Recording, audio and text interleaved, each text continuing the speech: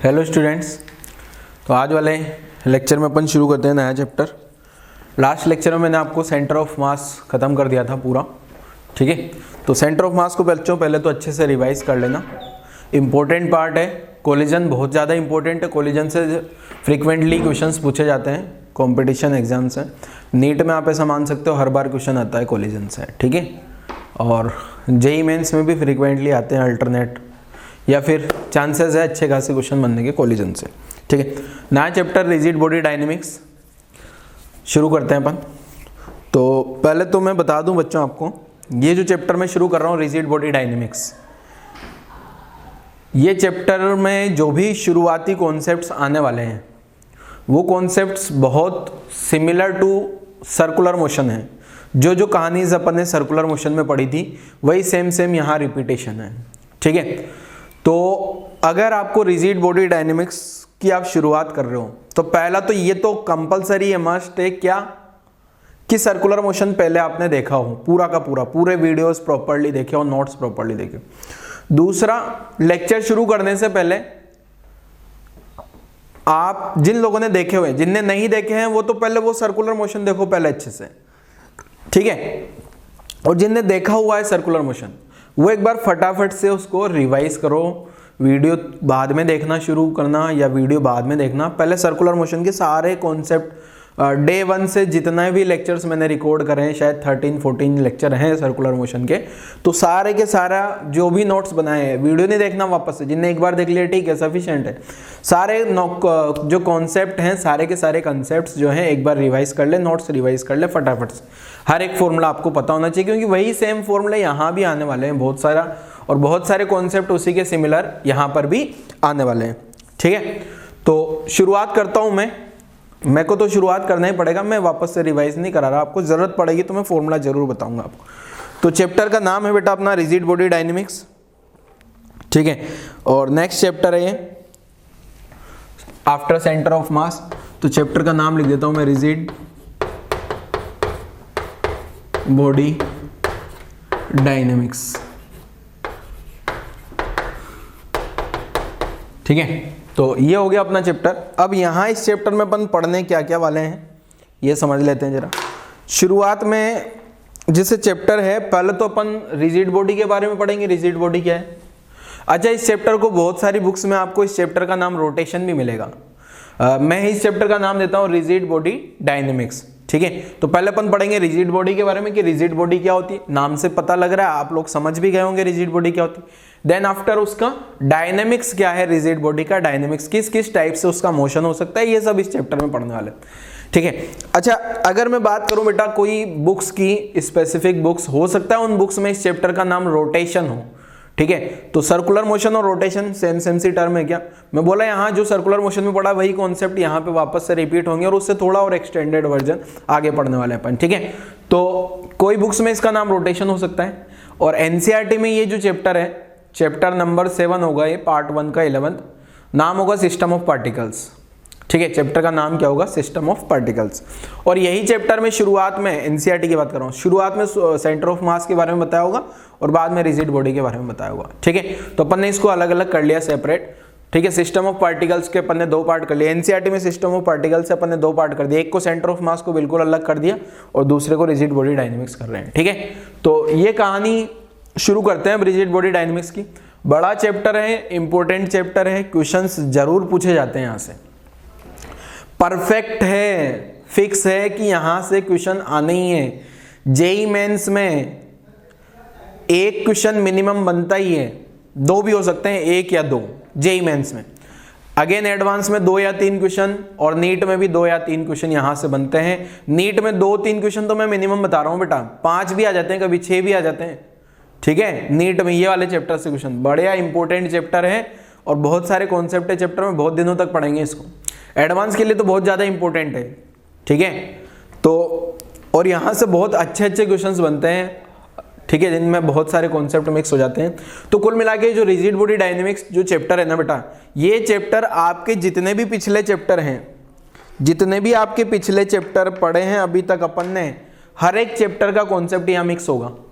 सब चैप्टर यहाँ आ जाएंगे, सर्कुलर मोशन आ जाएगा, वर्क पावर एनर्जी आ जाएगा, सेंटर ऑफ मास आ जाएगा, Newton's law, free body diagram, सब कुछ, सारा चैप्टर यहाँ आके पूरी फिजिक्स जो अभी तक अपन ने 11th में पढ़ी है, पूरी की पूरी फिजिक्स यहाँ वापस से रिवाइज हो जाएगी।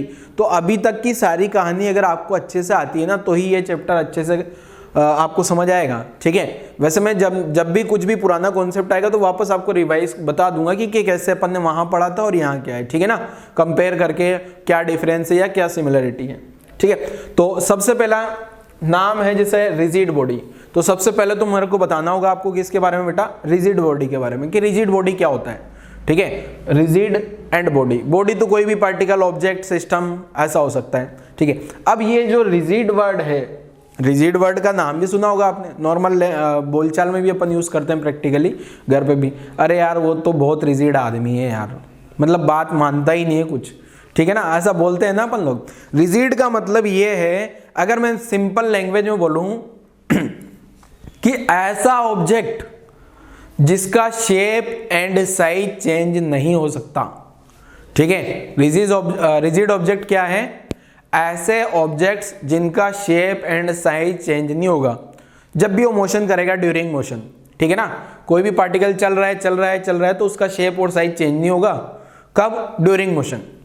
अब प्रैक्टिकली तो जो है ना बेटा, ऐसा कोई रिजिड ऑब्जेक्ट पॉसिबल नहीं है जिसका शेप साइज चेंज नहीं कर सकते, भले लोहे का ही क्यों ना हो, लोहे की आयरन का बॉल हो, उसका भी शेप तो चेंज किया ही जा सकता है ना, ठीक है। बट अगर मान लो वो मोशन कर रहा है ना, तो ड्यूरिंग मोशन उसका शेप एंड साइज चेंज नहीं होना चाहिए, ऐसे ऑब्जेक्ट को अपन रिजिड ऑब्जेक्ट बोल देंगे, ठीक है।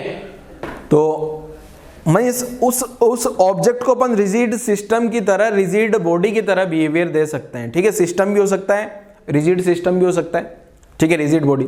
तो जो भी ऑब्जेक्ट अगर रिजिड बॉडी होगा बेटा, तो उस रिजिड बॉडी की खास बात होगी, देखो अगर जैसे अभी मान लो, कहाँ गया, कहाँ, ये है अपने पास, ये बॉक्स है, ठीक है। अब इस बॉक्स का शेप और साइज इजीली चेंज हो जाता है, देखो ये शेप साइज इजीली चेंज हो गया, ठीक है। तो अभी तो इसका शेप और साइज इजीली चेंज हो गया, बट अगर मान लो ये सिंपल सा बेचारा ऐसे चल रहा है, मान लो ये ऐसे चल रहा है, तो अपन भी इसको रिजिड बॉडी की तरह ट्रीटमेंट कर सकते हैं, क्योंकि इसका शेप और साइज चेंज नहीं हो रहा जैसे जैसे आगे बढ़ रहा है, ठीक है। बट ये ऐसे ऑब्जेक्ट में जनरली क्या होता है, जैसे कोई प्लास्टिक का है या रबर का है, तो उनका इजीली शेप और साइज चेंज हो जाता है। बट जो आयरन वाले, अपने दिमाग में आयरन आता है, रिजिड बॉडी का नाम सुनते ही कि लोहे का होगा या स्टील बॉडी, ऐसा कुछ होगा। तो वैसे तो आइडियली तो कोई हो ही नहीं सकता रिजिड बॉडी, सबका शेप और साइज चेंज करा जा सकता। अगर फिजिक्स की लैंग्वेज में अपन देखें तो बस अपने को ये मतलब है कि वो जब चल रहा है ना, तब उसका शेप और साइज चेंज नहीं होना चाहिए, ठीक है। बाकी तोड़ने लगो तो हर किसी को तोड़ा जा सकता है, फोड़ा जा सकता है, क्लियर है। तो रिजिड बॉडी ये हो गया अपने पास जिसका शेप और साइज चेंज ना हो। प्रैक्टिकली ऐसा कुछ पॉसिबल नहीं है, बट अपन अगर फिजिक्स के अकॉर्डिंग देखें, थ्योरेटिकली पॉइंट ऑफ व्यू से, तो जो भी ऑब्जेक्ट का अपन मोशन कर रहे हैं, ड्यूरिंग मोशन उसका शेप और साइज चेंज नहीं होना चाहिए, उसको अपन बोल देंगे क्या, रिजिड बॉडी, ठीक है, कोई दिक्कत नहीं। अब जो भी रिजिड बॉडी होगी ना बेटा, उसमें क्या होता है, देखो जैसे मान लो ये एक ऑब्जेक्ट है रिजिड बॉडी, अभी लिखा भी दूंगा मैं, सारे पॉइंट्स आपको टेंशन लेने की जरूरत नहीं। ये रिजिड बॉडी मान ली मैंने, तो इस रिजिड बॉडी पे इनफाइनाइट पॉइंट होंगे। ये मान लो अगर मैं बोल रहा हूँ कि ये रिजिड बॉडी है, ये क्या है बेटा, रिजिड बॉडी, तो इस बॉडी पे जो है क्या हो सकते हैं बेटा, इनफाइनाइट पॉइंट्स हो सकते हैं क्या। तो मान लो कोई भी दो रैंडम पॉइंट ले लिया, ये वाला पॉइंट और ये वाला पॉइंट जो है, इसको नाम दिया x और इसको नाम दिया y। ये ऑब्जेक्ट कैसे भी आगे बढ़े, चाहे ये आगे जा रहा हो, इधर ऐसे घूम भी रहा हो, साथ में कुछ भी इसका ओमेगा हो जाए, कुछ भी इसका वेलोसिटी हो जाए, बट एक चीज हमेशा फिक्स रहेगी, ये x और y पॉइंट जो हैं, दोनों के बीच का डिस्टेंस हमेशा फिक्स रहेगा। अगर ये x और y के बीच का डिस्टेंस बदल गया, इसका मतलब ये बॉडी रिजिड बॉडी नहीं है, चाहे ऑब्जेक्ट कैसा भी जाए, कैसे भी मूव करे, बट ध्यान रखना क्या, x और y दो पॉइंट के बीच का सेपरेशन इसमें हमेशा कांस्टेंट रहेगा। जैसे मान लो मैं बताता हूँ, ये एग्जांपल लेके आता हूँ मैं, ये रिजिड बॉडी आ गई अपने पास, ये एक रिमोट है, तो ये रिजिड बॉडी मान लेता हूं मैं। अब इसमें आपको दो बटन दिख रहे होंगे, एक ये रेड कलर का बटन यहां दिख रहा है और एक यहाँ ग्रीन कलर का बटन दिख रहा है। मान लो यहां से यहां तक की डिस्टेंस मैंने मेजर करा और ये 12 सेंटीमीटर आ रहा है। रेड कलर और ग्रीन कलर देख लो जरा, बटन दिख रहे होंगे आपको दो, रेड और ग्रीन के बीच का डिस्टेंस कितना है, 12 सेंटीमीटर। अब मान लो अगर ये जो रिमोट है, ये जो ऑब्जेक्ट है, अगर ऐसे मूव करेगा तो क्या दोनों बटन रेड और ग्रीन के बीच का डिस्टेंस बदलेगा, वही रहेगा। ऐसे मैंने फेंका ऊपर और वापस नीचे आ रहा है, ऊपर फेंका और नीचे वापस आ रहा है, ठीक है, ऐसे फेंक दिया तो इसका अलग अलग मोशन हो सकता है सीधा सीधा जा रहा हो सकता है इसको यहां लटका दूं तो ऐसा ऐसा घूमना शुरू कर दे, हो सकता है इसका दोनों कंबाइन मोशन हो रहा है। ऐसे कंबाइन मोशन समझते हो, घूम भी रहा है और ऊपर भी जा रहा है, घूमता हुआ नीचे आ रहा है। तो क्या जब भी ये घूम रहा होगा, क्या इन दोनों पॉइंट्स के बीच का सेपरेशन बदल रहा है? क्या वही है ना, 12 का 12 सेंटीमीटर रहेगा, चाहिए ऐसे रहे ऐसे रहे, ऐसे ऐसे घूम घूम के ऊपर ऐसे ऐसे घूम घूम के चलता रहे, कोई फर्क नहीं पड़ता। ये दोनों पॉइंट्स जो है मैंने रेड और ग्रीन दोनों के बीच का डिस्टेंस हमेशा 12 सेंटीमीटर रहेगा। इसका मतलब इस ऑब्जेक्ट को मैं रिजिड बॉडी मान के क्वेश्चन सोल्व कर सकता हूं फिजिक्स में। बाकी हकीकत में तो मैं तोड़ दूं अभी इसको फटाक से, तोड़ूंगा थोड़ी आपके सामने, खराब हो जाएगा हमारा प्रोजेक्टर का रिमोट है, ठीक है। तो ध्यान रखना बेटा, रिजिड बॉडी की कहानी आपको समझ में आ गई होगी। ऑब्जेक्ट का जब भी मोशन हो कोई दिक्कत नहीं है, उस पे जो 2 पॉइंट्स हैं, कोई भी 2 पॉइंट्स ले लो आप, तो उन 2 पॉइंट्स के बीच का सेपरेशन हमेशा कांस्टेंट होना चाहिए, ना तो वो बदले, ना तो इंक्रीज करे ना डिक्रीज करे। एक्स और वाई जो 2 पॉइंट हैं, दोनों के बीच का सेपरेशन ना तो इंक्रीज करना चाहिए ना ही डिक्रीज करना चाहिए। मतलब ये 2 पॉइंट्स के बीच में, एक्स और वाई के बीच में अगर बात की जाए, क्या दोनों पॉइंट अप्रोच कर रहे हैं या सेपरेट कर रहे हैं? ये ना तो अप्रोच कर रहे हैं ना ही सेपरेट कर रहे हैं। Approach velocity 0 and separation velocity भी 0 इन 2 पॉइंट्स के लिए इस सिस्टम में। क्लियर है? अगर ये दोनों अप्रोच करेंगे तो दोनों पॉइंट्स के बीच का डिस्टेंस कम होगा, सेपरेट करेंगे तो दोनों पॉइंट के बीच का डिस्टेंस बढ़ेगा। बट मैंने बोला है दोनों पॉइंट के बीच का डिस्टेंस या सेपरेशन हमेशा हमेशा कांस्टेंट होगा। यही रिजिड बॉडी की डेफिनेशन है मैथमेटिकली। क्लियर है?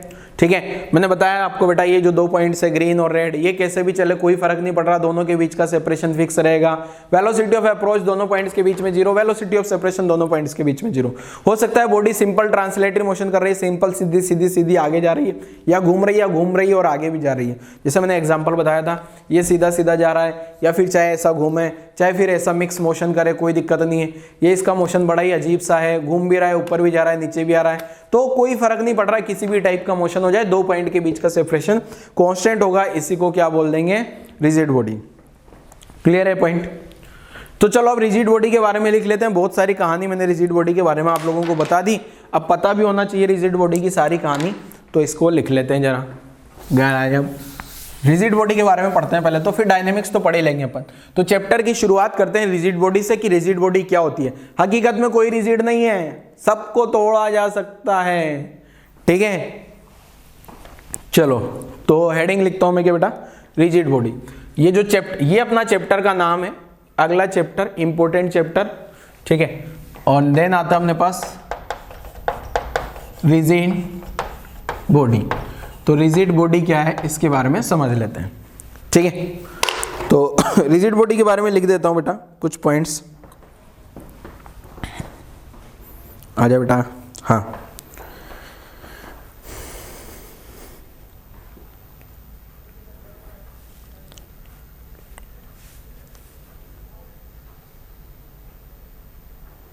दोगे? तो मैं लिख रहा हूं rigid body. Rigid body is defined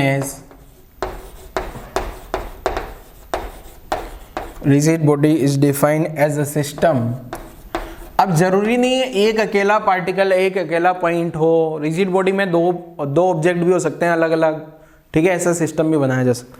तो rigid body is defined as a system in which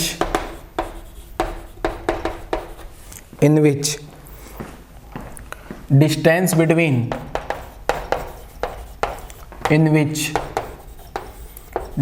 between each pair of particles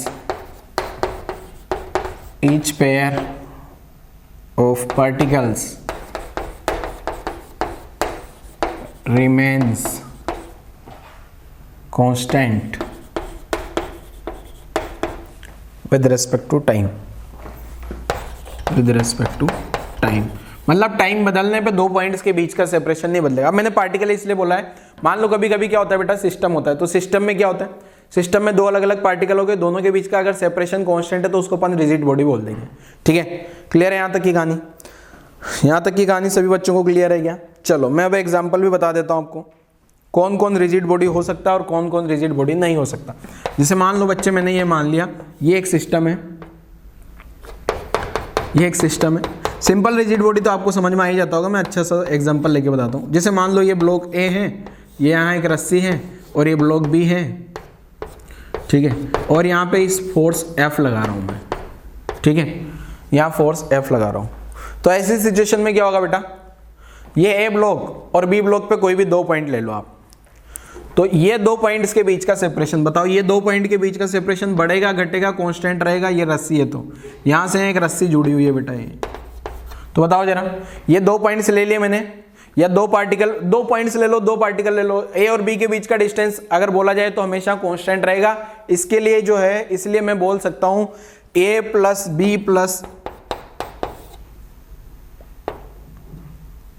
plus B, ये जो सिस्टम बना है अपने पास, इसको रिजिड बॉडी बोला जा सकता है। इसको क्या बोल सकता हूं, रिजिड बॉडी है ये, रिजिड बॉडी। क्लियर है। अब यहीं पे एक और एग्जांपल लेता हूं मैं सिमिलर आपको, और बताऊंगा क्या ये भी रिजिड बॉडी बोल सकते हो आप या नहीं बोल सकते।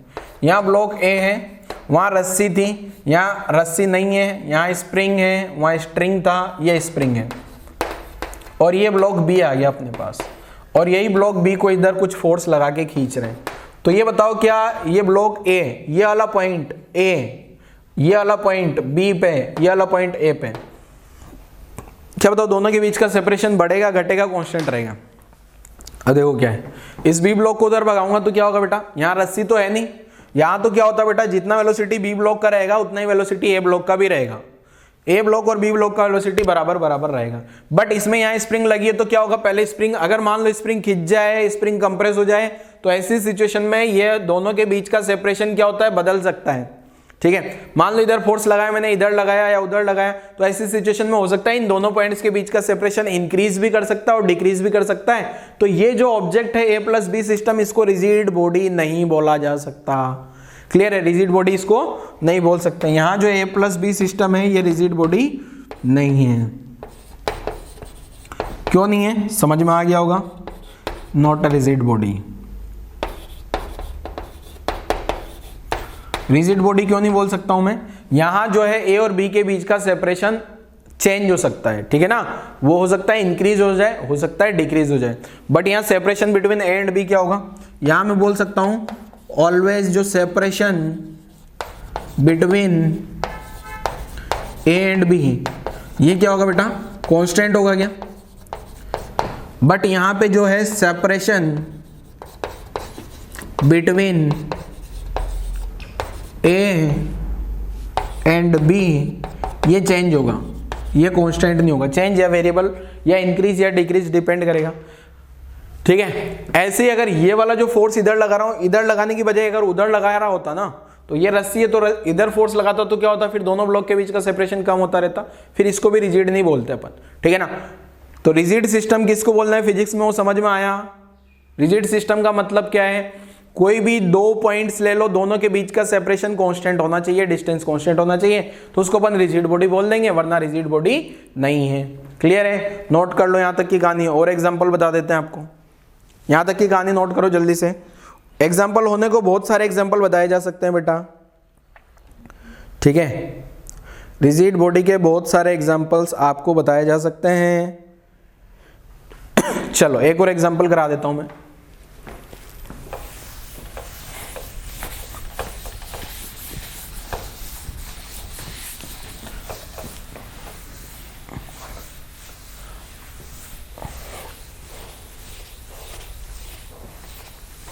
यहां तक नोट कर लिया होगा आप लोगों ने बेटा वीडियो पॉज करके।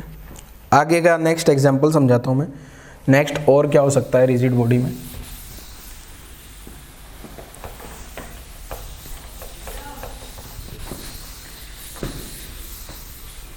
गायब।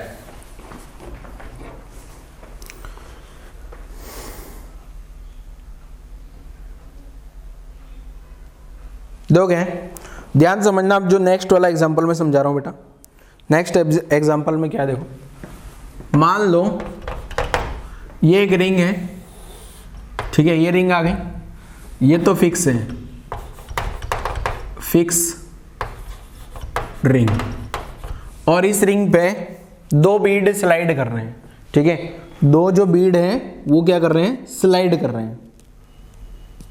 तो 2 बीड हैं, वो किस किस टाइप से, बीड समझते हो, मोती, मोटी मोटी ये बीड आ गया, एक बीड आ गया सपोज ये ए, और दूसरा बीड आ गया सपोज ये बी, ठीक है। ये बीड ऊपर जा रहा है और ये बीड ऐसे घूम रहा है, मतलब ये ऐसे रिंग पे घूम रहे हैं। ये घूम रहा है सपोज 5 रेडियन पर सेकंड से, और ये वाला जो बीड घूम रहा है ये भी 5 रेडियन पर सेकंड से घूम रहा है, दोनों 5 रेडियन पर सेकंड से घूम रहा है, ठीक है। तो अभी दोनों ये डायमीटर पे है, ये दोनों का है, ये यहाँ सर्कल का सेंटर रहा होगा, दोनों डायमीटर पे। तो ये बताओ मुझे कि ये जो सिस्टम है, मैं सिस्टम कौन कौन को बोल रहा हूँ, पहले तो मैं A प्लस बी की बात करता हूँ। A प्लस बी सिस्टम, ये रिजिड है या नॉन रिजिड है, और या फिर A plus B plus ring system.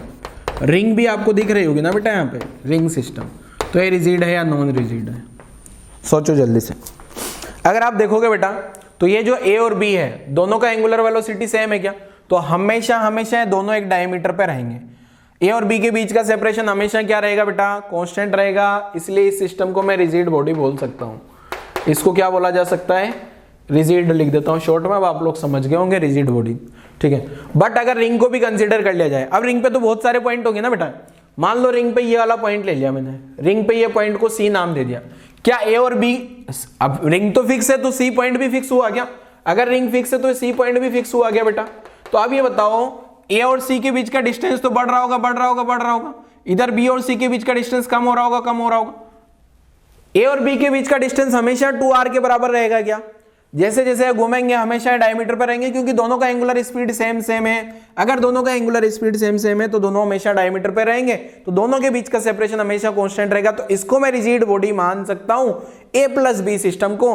But A plus B plus ring को रिजिड बॉडी नहीं माना जा सकता, क्योंकि वहां पे सेपरेशन बदल रहा होगा, तो इसको मैं नॉन रिजिड लिख रहा हूं। कोई दिक्कत इसमें, यहां तक कोई प्रॉब्लम हो तो बताओ जरा। चलो एक और एग्जांपल लेते हैं सेम पैटर्न का।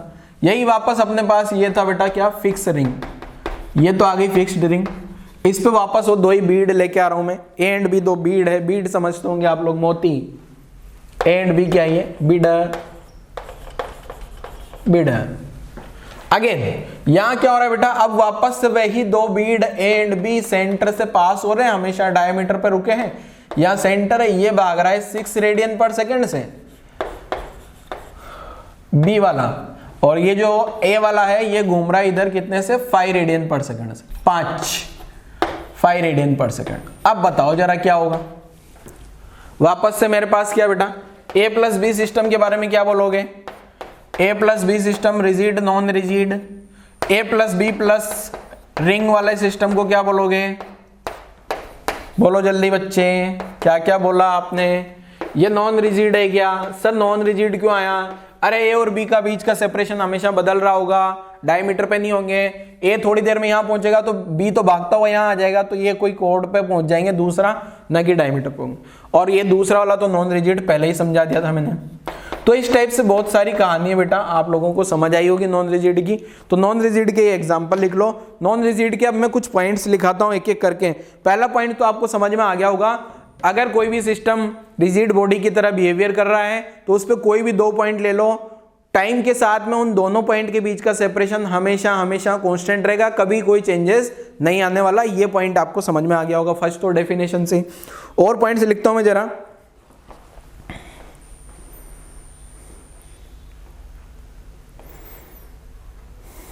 पहला क्या है देखो,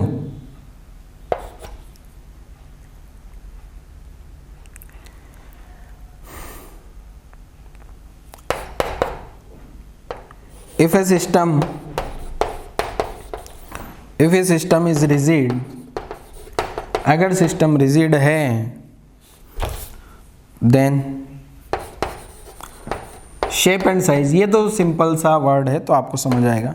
shape and size of system, shape and size of system remains constant, मतलब कोई चेंजेस नहीं आने वाला है उसका शेप में और साइज में, ठीक है। कोई भी ऑब्जेक्ट अगर रिजिड बॉडी है तो इसके लिए अपन एग्जांपल लिख सकते हैं, ऐसे कौन से ऑब्जेक्ट हो सकते हैं। सिस्टम तो मैंने ऊपर बता दिया आपको, ठीक है। स्टोन, आयरन बॉल या स्टील बॉल, ये इनको अपन रिजिड की तरह बिहेवियर दे सकते हैं। ये तो क्या हो गया अपने रिजिड के एग्जाम्पल, ठीक है। ऐसे जो मैं एग्जाम्पल लिख रहा हूँ कुछ नॉन रिजिड के भी लिख देता हूँ, जैसे बलून, उसको अपन रिजिड नहीं मान सकते, ठीक है। और इलास्टिक रिंग या इलास्टिक रस्सी या इलास्टिक बॉल, ये क्या है, नॉन रिजिड है। नॉन रिजिड का मतलब इनको रिजिड की तरह बिहेवियर नहीं दे सकते। क्लियर है, नोट कर लो जरा, यहाँ तक की कहानी नोट कर लो।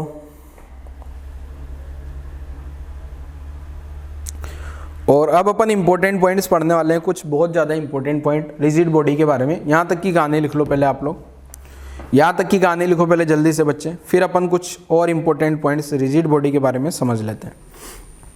ये अभी तक तो जनरल बातें करी अपन ने रिजिड बॉडी, आज वाला लेक्चर तो खाली रिजिड बॉडी में ही चला जाएगा, मुझे ऐसा लग रहा है, रिजिड बॉडी के बारे में समझने में। तो देखो क्या है और आगे समझते हैं।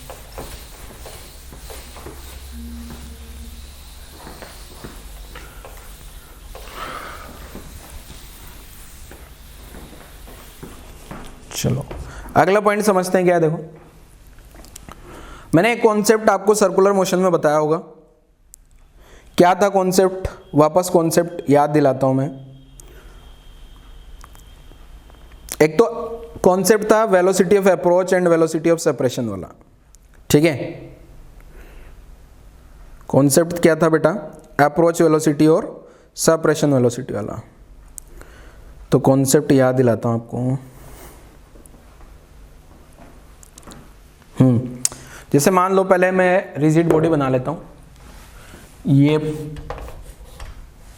कॉन्सेप्ट ये है कि अगर कोई भी रिजिड बॉडी पे दो पॉइंट है, ठीक है, या कोई भी सिस्टम में दो ऑब्जेक्ट हैं, तो कोई भी दो पॉइंट्स ले लो या दो ऑब्जेक्ट ले लो सिस्टम के अंदर, जो दोनों का जो वेलोसिटी है, उन वेलोसिटी का अगर मैं देखूं बेटा, तो उन वेलोसिटी दोनों का, मैंने आपको अप्रोच वेलोसिटी और सेपरेशन वेलोसिटी सिखाया होगा सर्कुलर में या 1D 2D में कहीं पे। अप्रोच वेलोसिटी मतलब जो अप्रोच करते हैं पार्टिकल, सेपरेशन वेलोसिटी मतलब जिससे पार्टिकल सेपरेट करते हैं, ठीक है। तो यहाँ पे ना तो अप्रोच वेलोसिटी होगी ना ही सेपरेशन वेलोसिटी होगी। Velocity of approach 0, velocity of separation 0 between 2 points या 2 पार्टिकल्स ऑफ रिजिड बॉडी, ठीक है। तो अब ऐसा क्यों हो रहा है, ऐसा इसलिए हो रहा है क्योंकि दो पॉइंट के बीच का सेपरेशन क्या है, कांस्टेंट। दो पॉइंट्स के बीच का डिस्टेंस क्या है, कांस्टेंट है ना। इसलिए मैं क्या लिख सकता हूं, वेलोसिटी ऑफ सेपरेशन जो होगा दो पॉइंट्स के बीच में, उसको अपन डायरेक्टली 0 लिख देंगे, और वेलोसिटी ऑफ अप्रोच जो होगा उसको भी अपन डायरेक्टली क्या लिख देंगे, 0, ठीक है।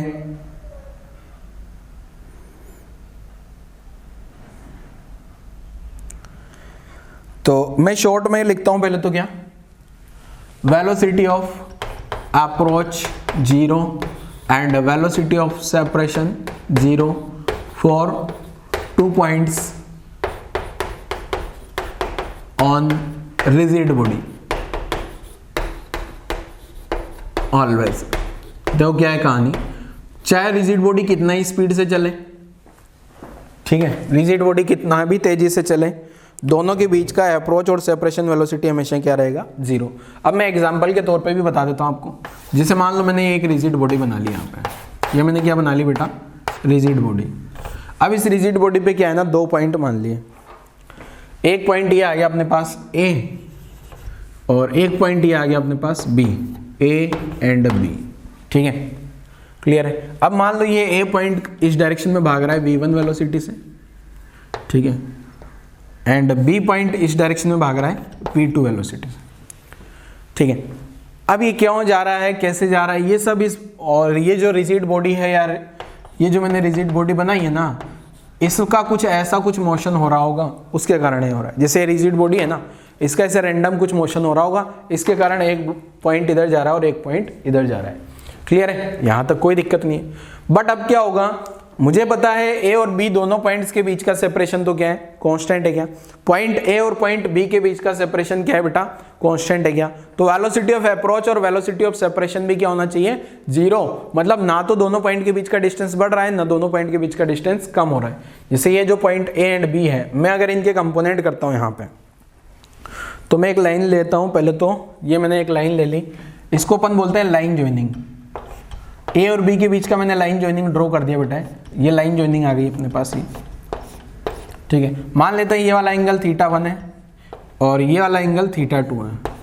तो इस V1 के दो कंपोनेंट किए जा सकते हैं यहाँ से। एक कंपोनेंट तो V1 का जो इस डायरेक्शन में आएगा, उस कंपोनेंट को अपन बोलेंगे V1 cos θ1, और एक परपेंडिकुलर डायरेक्शन में आएगा जिसको बोलेंगे V1 cos साइन, यहाँ साइन आएगा, cos इधर, V1 sin θ1, ठीक है, V1 sin θ1। ऐसे इस V2 के भी दो कंपोनेंट किए जा सकते हैं, एक तो ये और एक ये वाला कंपोनेंट जो हो जाएगा V2 cos θ2 और ये वाला कंपोनेंट हो जाएगा V2 sin θ2, ठीक है। क्लियर है बेटा? ठीक है। अब अगर मान लो अप्रोच वेलोसिटी, अगर मान लो यहां से मैं समझा रहा हूं बेटा, आपको ध्यान समझना है।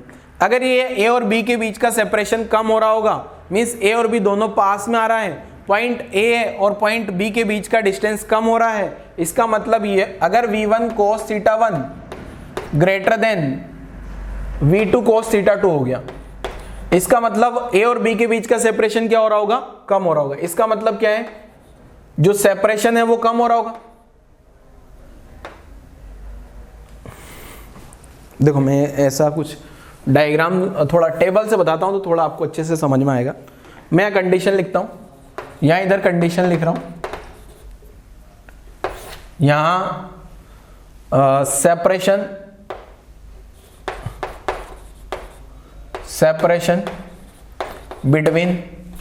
बिटवीन को ऐसा शॉर्ट में लिख देता हूं, A and B, we approach या वी सेपरेशन और रिजल्ट। यहां से मैं आपको ये समझाना चाह रहा हूं कि ठीक है क्या रिजल्ट आएगा अलग अलग कंडीशन पे।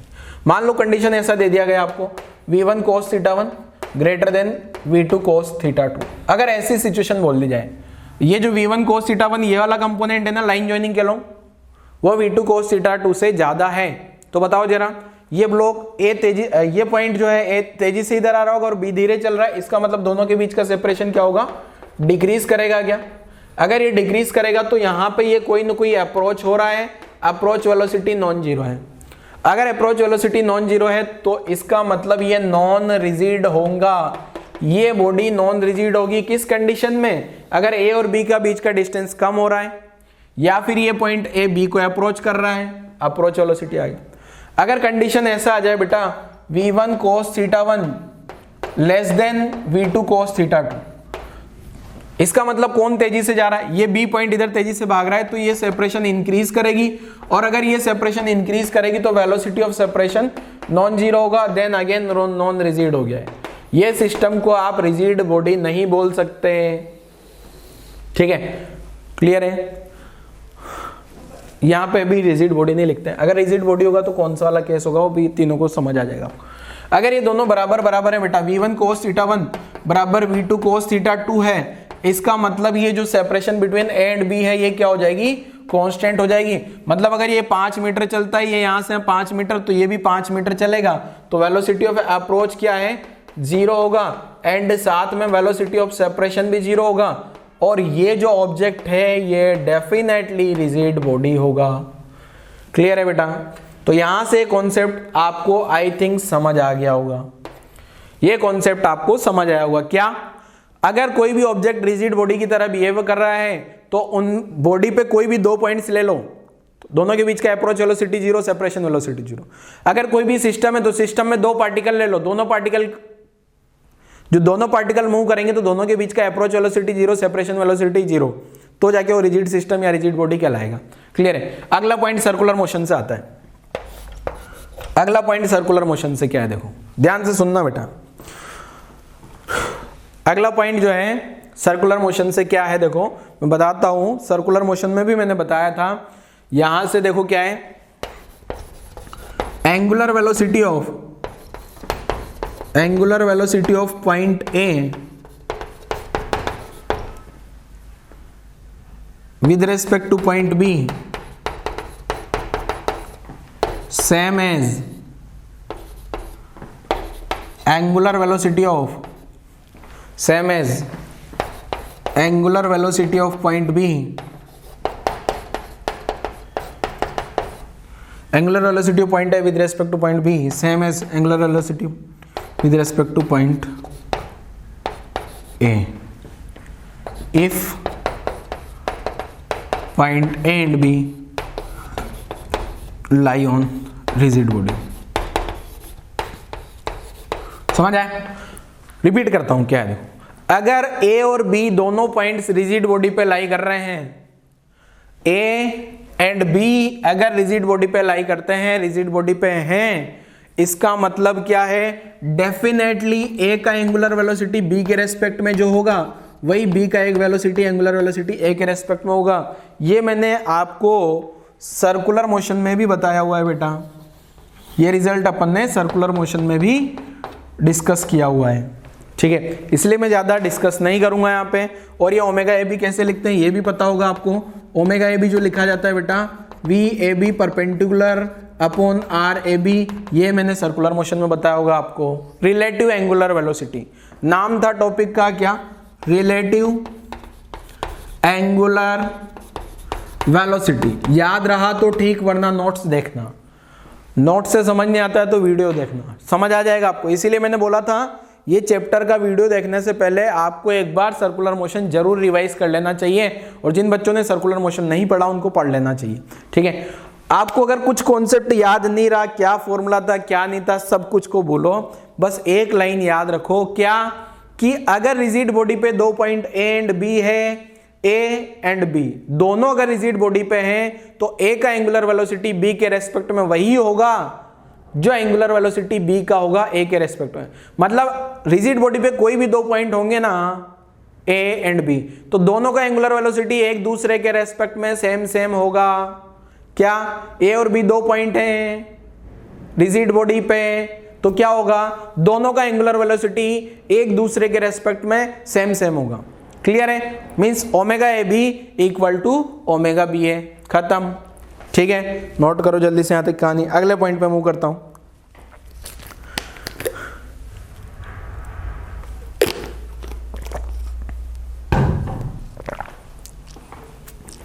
ये पॉइंट समझ आता है बेटा, क्या, कि ए का एंगुलर वेलोसिटी बी के रेस्पेक्ट में वही होगा जो बी का एंगुलर वेलोसिटी ए के रेस्पेक्ट में है। कंडीशन क्या है, दोनों जो है रिजिड बॉडी पे होने चाहिए, दोनों क्या हो, रिजिड बॉडी पे होने चाहिए। चलो आगे बढ़ते हैं।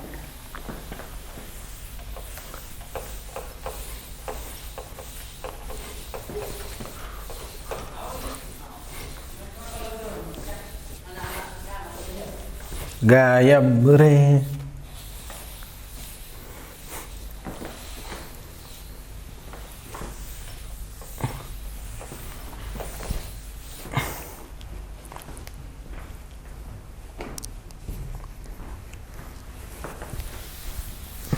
अगला पॉइंट, रिजिड बॉडी के सारे पॉइंट डिस्कस कर रहा हूं मैं। पहला पॉइंट बताया था क्या, दो पॉइंट के बीच का सेपरेशन कांस्टेंट रहेगा। फिर क्या बताया, क्या, velocity of approach velocity of separation 0 0 होने चाहिए। फिर बताया तीसरा पॉइंट क्या, ओमेगा ए बी बराबर ओमेगा बी है, ठीक है। अगले पॉइंट पे आता हूं। नेक्स्ट पॉइंट क्या, देखो मान लो ये एक रिजिड बोर्डा है, ये आ गया अपने पास बोर्डा, रिजिड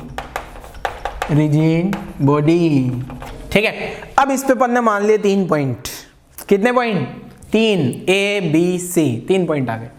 ध्यान रखिएगा बेटा, ये आ गया ए, ये आ गया बी एंड ये आ गया C, A B and C, 3 point है अपने पास, तीनों रिजिड बॉडी पे हैं। तो पहले तो मैं लिख देता हूं points A comma B comma C, A comma B comma C lie on rigid body,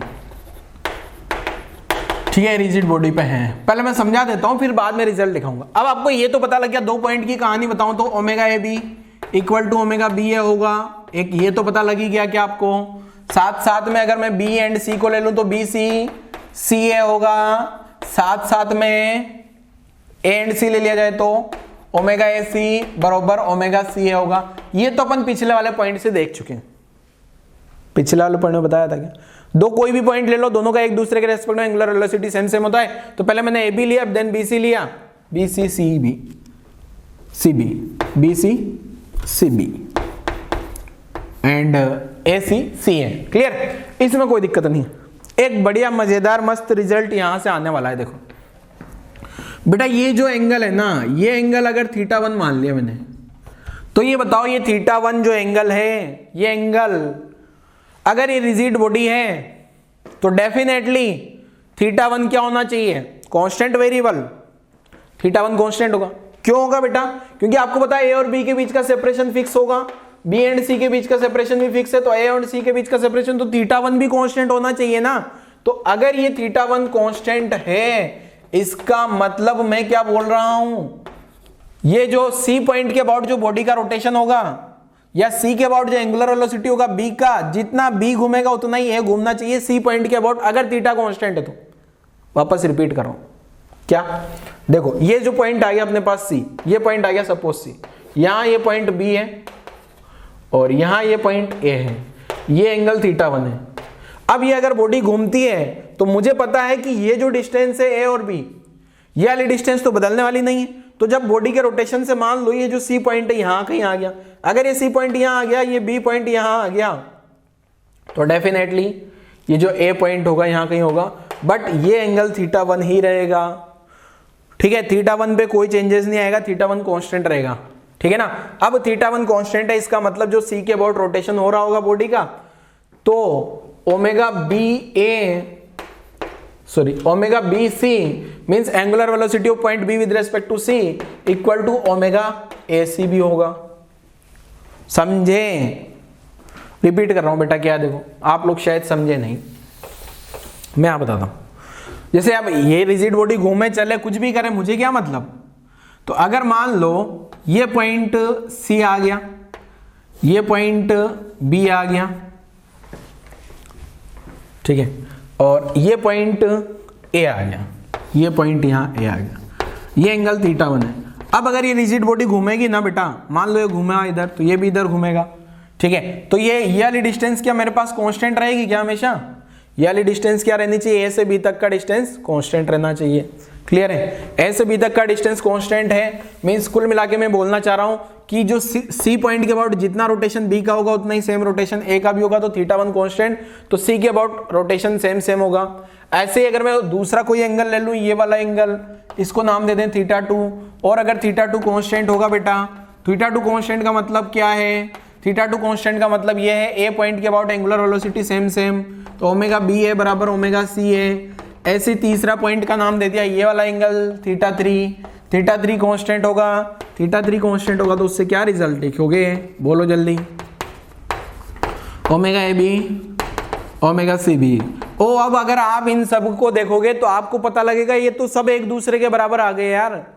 omega A B ये सब बराबर हो गए। देखो ध्यान से, देखो कहां से, देखो ये ए बी, यहां से ए बी देखा, ए बी किसके बराबर है? बी ए के बराबर। और यहां से ए बी किसके बराबर है? सी ए के बराबर। यहां से सी ए देखा, सी ए किसके बराबर है? ए सी के बराबर। ए सी किसके बराबर है? यहां से देखो ए सी किसके बराबर हो गया? बी सी के बराबर। बी सी किसके बराबर हो गया? सी बी के बराबर। सी बी किसके बराबर हो गया? ए बी के बराबर। वही वहां पहुंच गए घूम फिर के, मतलब ये सब बराबर है एक दूसरे के बेटा। ओमेगा ए बी का वैल्यू वही होगा जो ओमेगा बी ए का है, वही ओमेगा सी ए का होगा, वही ओमेगा ए सी का होगा, वही ओमेगा बी सी का होगा, वही ओमेगा सी ए का होगा। मतलब कुल मिला के क्या है, अगर रिजिड बॉडी पे जितने भी पॉइंट हैं, अभी तो मैंने 3 पॉइंट के लिए बताया, 4 भी होगा तो चारों के लिए भी होगा, 5, 10, 15, 20, 1000, लाख कितने भी पॉइंट हो, रिजिड बॉडी पे कोई भी 2 पॉइंट ले लो दुनिया के, पर रिजिड बॉडी पे होने चाहिए दोनों के दोनों पॉइंट। रिजिड बॉडी पे अगर 2 पॉइंट हैं कोई भी, तो दोनों का एंगुलर वेलोसिटी एक दूसरे के रेस्पेक्ट में सेम होगा। और वही कोई तीसरा पॉइंट ले लूं तो तीसरे के रेस्पेक्ट में भी वही आएगा, चौथा ले लूं चौथे की भी रेस्पेक्ट में वही आने वाला है। ठीक है ना, मतलब पूरा जितना भी पॉइंट्स हैं रिजिड बॉडी पे सबका एंगुलर वेलोसिटी सेम होगा। किसके रेस्पेक्ट में? किसी भी पॉइंट के रेस्पेक्ट में। ठीक है, किसी भी पॉइंट का एंगुलर वेलोसिटी सेम होगा, किसके रेस्पेक्ट में? किसी भी पॉइंट। बस वो दोनों जो पॉइंट है जिसका देख रहा हूं रेस्पेक्ट में देख रहा हूं, वो दोनों रिजिड बॉडी पे होना चाहिए। क्लियर है? यहां तक की कहानी आपको समझ में आई? ठीक है, तो इसको भी लिख देते हैं, इसको मैं लिख देता हूं पॉइंट को, इंपॉर्टेंट पॉइंट है। 1 minute,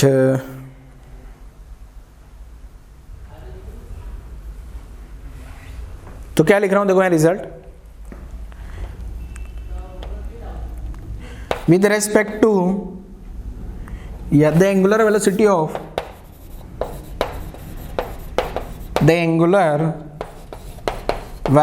of all points on rigid body is same with respect to any point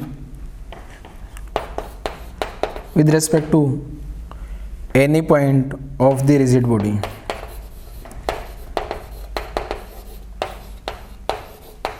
ठीक है, क्या लिखा है बेटा? The angular velocity of all points, सारे के सारे पॉइंट्स, कोई भी पॉइंट ले लो, on rigid body is same as with respect to any point on the rigid body. ठीक है, तो जितने भी पॉइंट्स होंगे सभी पॉइंट्स का जो एंगुलर वेलोसिटी है वो क्या हो जाएगा बेटा? सेम हो जाएगा। ठीक है, क्लियर है? कितने भी पॉइंट ले लिए जाए, किसी के भी रेस्पेक्ट में ले लिए जाए, बस दोनों क्या होने चाहिए? रिजिड बॉडी पे होने चाहिए। ठीक है, क्लियर है? तो यहां तक की कहानी नोट कर लो जल्दी से, यहां तक की कहानी नोट कर लीजिए जल्दी से, यहां तक की कहानी नोट करो बेटा जल्दी से। अगले पॉइंट पे आता हूं फिर। ये मैंने रिजिड बॉडी की प्रॉपर्टीज के बारे में बता दिया आपको। ठीक है, यहां तक की कहानी समझ आई बेटा? फिर आगे समझते हैं, चलो क्या। ये तो रिजिड बॉडी की पूरी कहानी हो गई। अब अपन मोशन पे आते हैं, क्या क्या मोशन अपन इस चैप्टर पे पढ़ने वाले हैं, इस चैप्टर में क्या क्या मोशन अपन पढ़ने वाले हैं। ठीक है, तो यहां तक की कहानी आप लोगों ने नोट कर लिया होगा। वीडियो पॉज करके इसको मैं गायब कर देता हूं।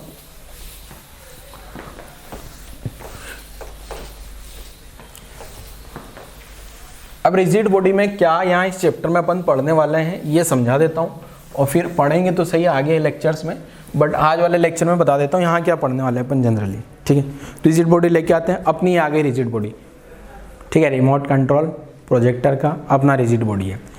अब देखो मैं बता रहा हूँ type of motion of rigid body. Rigid body कैसे कैसे मूव कर सकती है। मान लो ये रिजिड बॉडी है, ये जो है ना ये रिजिड बॉडी आ गई। एक तो इसका मोशन ऐसा सीधा सीधा सीधा सीधा सिंपल सिंपल सा मोशन हो जाए, यहां से चल रहा है बेचारा, यहां से चलना शुरू करे और इसकी जिंदगी में बस ऐसा सीधा सीधा चलना ही लिखा हो, तो इसको बोलते हैं ट्रांसलेटरी मोशन, प्योर ट्रांसलेटरी, कोई मिलावट नहीं, एकदम प्योर। तो ऐसे मोशन को क्या बोला जाता है बेटा? Pure translatory motion. हो सकता है ऐसे चल रहा हूं, ठीक है, तो इसको बोलते हैं क्या? Pure translatory motion. ठीक है, लिख देता हूं। प्योर ट्रांसलेटरी मोशन में क्या होता है बेटा? जब ये ब्लॉक चल रहा होगा, ध्यान से देखो, वापस मेरे दो ही पॉइंट है, रेड और ग्रीन, रेड एंड ग्रीन। जब इसने यहां से चलना शुरू किया होगा और ये आगे बढ़ रहा होगा, इससे आगे बढ़ रहा होगा, आगे बढ़ रहा होगा, आगे बढ़ रहा होगा, आगे बढ़ रहा होगा, तो जितना डिस्प्लेसमेंट रेड बटन का हुआ है उतना ही सेम डिस्प्लेसमेंट ग्रीन बटन का भी होगा क्या? अगर इसने यहां से चलना शुरू किया और यहां पहुंचा, जितना वेलोसिटी रेड बटन का होगा उतना ही ग्रीन का होगा, जितना एक्सेलरेशन रेड का होगा उतना ही एक्सेलरेशन ग्रीन का भी होगा। तो ये तो हो गया अपना ट्रांसलेटरी मोशन, जिसके बारे में अपन भली भांति बहुत सारा पढ़ चुके हैं, भर भर के न्यूटन्स लॉ से पहले काइनेमेटिक्स में। इसको बोलते हैं प्योर ट्रांसलेटरी मोशन। एक दूसरा आता है प्योर रोटेटरी मोशन। दूसरा क्या आता है बेटा? प्योर रोटेटरी मोशन, कोई मिलावट नहीं, ओनली एंड ओनली रोटेशन। तो देखो क्या, यहां से अगर मान लो, मैं ऐसा बताता हूं, यहां से इस ऑब्जेक्ट को मैंने ऐसे किया, यहां से ऐसा सस्पेंशन कर दिया एक्सिस के अबाउट, और इसको अगर मैं रोटेशन के लिए घूमने के लिए फ्री करता हूं तो ये घूमता हुआ ऐसे घूमेगा क्या? यहां से फ्री किया, आया घूमता आया, फिर आया, तो इस टाइप के मोशन को बोलते हैं प्योर रोटेटरी मोशन। और प्योर रोटेटरी मोशन में क्या होता है बेटा? हर एक पॉइंट, जो ये रेड वाला पॉइंट और ग्रीन वाला पॉइंट जो घूम रहा है ना, सेम एंगल से घूमेगा इनका पोजीशन वेक्टर, और सब के सब सर्कुलर मोशन कर रहे होंगे क्या? रेड पॉइंट का रेडियस कम होगा, ग्रीन का रेडियस अलग होगा, मतलब पॉइंट्स का रेडियस अलग अलग होगा, बट सबका angular velocity same, angular displacement same, angular acceleration same. ठीक है, ये हो गया प्योर रोटेटरी मोशन। और तीसरा आता है कंबाइंड मोशन, जिसके बारे में इस चैप्टर में अपन पढ़ेंगे। ट्रांसलेटरी के बारे में पढ़ चुके अपन, रोटेटरी के बारे में भी कुछ पैरामीटर अपन सर्कुलर मोशन में पढ़ चुके हैं, और कुछ पैरामीटर यहाँ इस ये चैप्टर में पढ़ेंगे। एक आएगा ट्रांसलेटरी मोशन, प्योर ट्रांसलेटरी हो गया, प्योर रोटेटरी हो गया। तीसरा मोशन आएगा कंबाइन मोशन। कंबाइन में भी खाली अपन एक ही कंबाइन करेंगे, बस कंबाइन ट्रांसलेटरी एंड रोटेटरी। बस कंबाइन में तो बहुत सारे पॉसिबल है, कंबाइंड मोशन बहुत सारे हो सकते हैं, बट अपन एक ही पढ़ेंगे, कौन सा? Combined translatory and rotatory motion. जैसे मतलब वो ट्रांसलेटरी आगे बढ़ेगा भी, जैसे अभी मान लो ये ऑब्जेक्ट ऊपर गया और नीचे आ गया, ऊपर गया और नीचे आ गया, ये तो हो गया अपना ट्रांसलेटरी। अब इसको मैंने यहां से घुमा दिया, ऐसे ऐसे घुमा रहा हूं, तो ये हो गया प्योर रोटेटरी। अब ये ऊपर भी जाए और घूमता भी रहे तो इसको बोलते हैं कंबाइंड मोशन। ये हुआ कंबाइंड मोशन। कंबाइंड मोशन मतलब ये ऊपर भी जा रहा है, मतलब ट्रांसलेटरी हो रहा है, साथ में रोटेटरी भी हो रहा है, रोटेशन भी कर रहा है ये, तो इसको बोला जाता है कंबाइंड मोशन। ठीक है, कंबाइन किस किस का कॉम्बिनेशन है? ट्रांसलेटरी एंड रोटेटरी, तो इसको बोला जाता है combined translatory and rotatory motion. ये अपन इस चैप्टर में पढ़ने वाले हैं, बस कंबाइंड ट्रांसलेटरी रोटेटरी का ही पढ़ेंगे। कॉम्बिनेशन बहुत सारे पॉसिबल है बेटा, 2 रोटेटरी का कॉम्बिनेशन हो सकता है, कॉम्बिनेशन ऑफ 2 रोटेटरी मोशन। बताऊं, आपने वो पंखा देखा ऐसे चलता है, इधर से चलना शुरू करा, डर इधर आया, फिर इधर आया, घूमता है ना पंखा ऐसा। अरे टेबल फैन, उसमें अपन बहुत सारे लोग होते हैं तो पीछे से ऑप्शन कर देते हैं घूमने वाला, तो घूमता रहता है ऐसे। उसमें ब्लेड भी होती है क्या? उसकी ब्लेड ऐसे ऐसे घूम रही होती है क्या? तो उसकी बेचारी ब्लेड तो ऐसे घूम रही है और पंखा ऐसे ऐसे घूम रहा है, तो उसमें 2 रोटेशन हो गई क्या? तो वो भी कंबाइंड मोशन है, बट वो अपन यहां नहीं पढ़ने वाले इतना, ठीक है ना। 2 ट्रांसलेटरी का कॉम्बिनेशन हो सकता है। मान लो एक बस जा रही है और बस में आप भी चल रहे हो, ट्रेन चल रही है, और ट्रेन में जनरली लोग चलते रहते हैं, बैठते कहाँ हैं ट्रेन में, शांति कहाँ है लोगों के पास, ठीक है ना। तो ट्रेन चल रही है और ट्रेन में एक आदमी भी चल रहा है, तो एक तो ट्रेन का ट्रांसलेटरी हो गया, एक आदमी का ट्रांसलेटरी, तो कंबाइंड ट्रांसलेटरी भी हो गया। पर ऐसे अपन एग्जांपल काइनेमेटिक्स में पढ़ चुके हैं, ऐसे क्वेश्चन कर चुके हैं, तो कंबाइंड ट्रांसलेटरी अपन इस चैप्टर में पढ़ेंगे, बस combined translatory and rotatory motion, बस एक ही पढ़ने वाले। बहुत सारी चीजें हो सकती है, उस पंखे को ट्रेन में लगा दो तो ट्रेन का ट्रांसलेटरी हो गया और 2 रोटेटरी हो गए। कॉम्बिनेशन बहुत सारे पॉसिबल है, बट अपन एक सिंगल कॉम्बिनेशन इस चैप्टर में पढ़ेंगे, कंबाइंड ट्रांसलेटरी रोटेटरी, वो भी आगे बताऊंगा, ठीक है। तो हेडिंग लिख रहा हूं मैं क्या, type of motion for rigid body, ठीक है। तो हेडिंग लिख देता हूं मैं क्या, type of motion of rigid body, type of motion of rigid body. Rigid body कैसे कैसे मूव कर सकती है, ठीक है। तो 3 टाइप है इसके, एक तो होता है प्योर ट्रांसलेटरी, प्योर कोई मिलावट नहीं,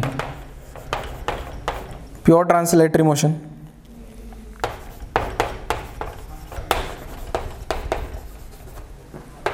प्योर रोटेटरी मोशन,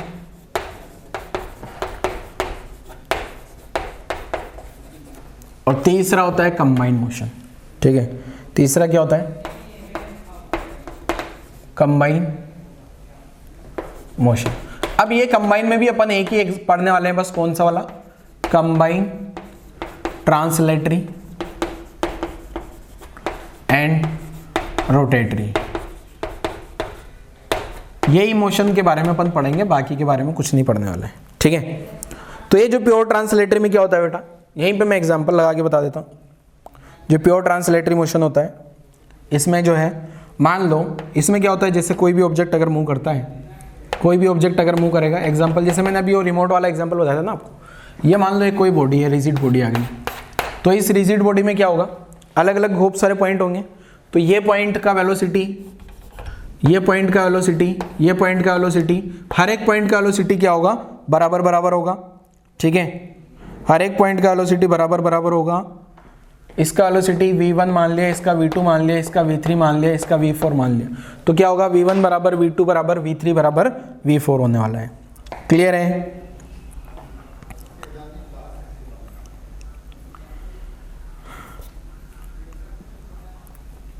तो मैं लिख देता हूं क्या, during motion displacement,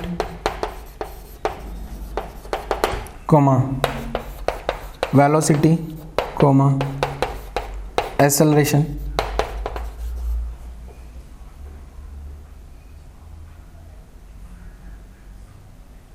during motion displacement,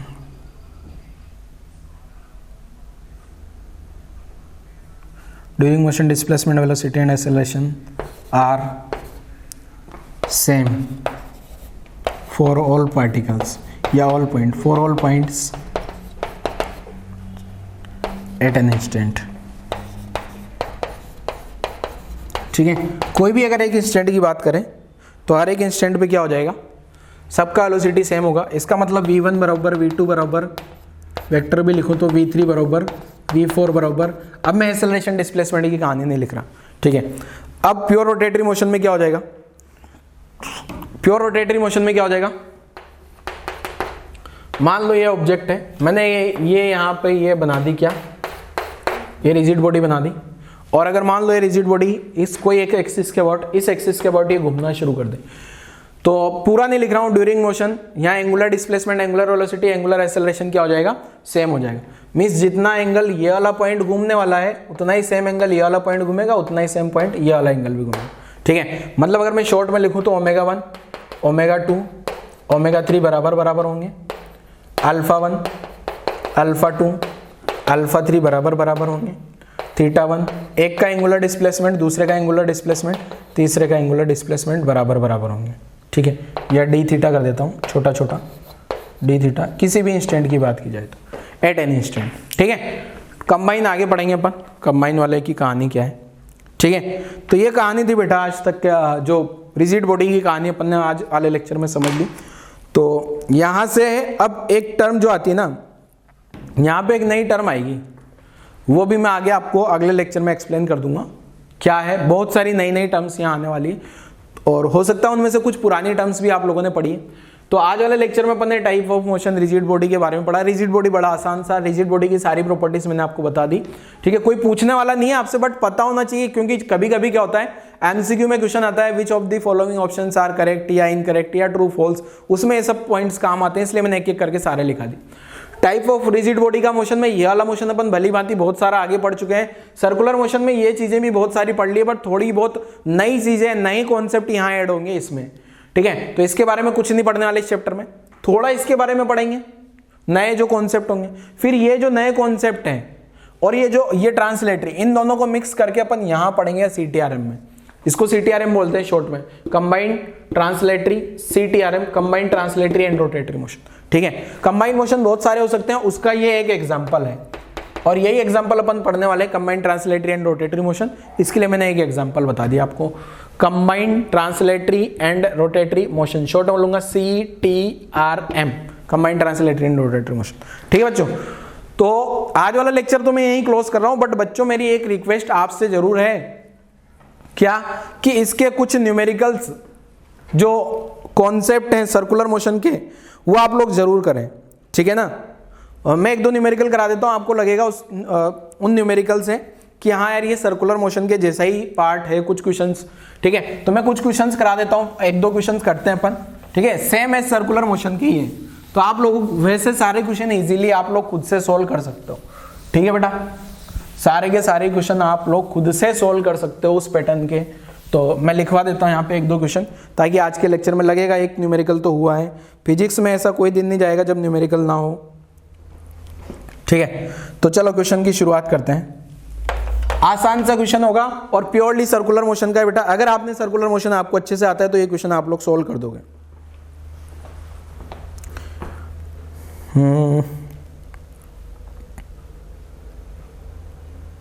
दोगे। ए डिस्क, एक डिस्क है, rotates with, a disc rotates with a uniform angular acceleration, uniform angular acceleration. बेटा सर्कुलर मोशन पढ़ लेना अगर नहीं याद हो आपको तो, वरना नहीं होगा क्वेश्चन, ऑफ 2 रेडियन पर सेकंड स्क्वायर। अब आपको लगेगा सर फॉर्मूला वगैरह कुछ लिखा है नहीं, डायरेक्ट क्वेश्चन। अरे सर्कुलर मोशन का ही क्वेश्चन है, मैं रिपीट कर रहा हूं यहाँ पे, ठीक है, ताकि आपको पता लगे यहाँ सर्कुलर मोशन के क्वेश्चन भी आते हैं, ठीक है। About its axis, about its axis, एक एक्सिस के अबाउट घूम रहा है, अल्फा जो है दिया है। If the disc starts from rest, how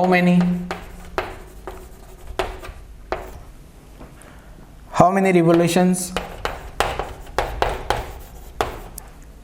will it make in the first 10 second. शुरुआत के 10 सेकंड में कितने रिवोल्यूशन इसके हो जाएंगे, ये क्वेश्चन आपसे पूछा है। क्वेश्चन बड़ा आसान है बेटा, आप लोग अगर ट्राई करोगे तो आसान सा क्वेश्चन है।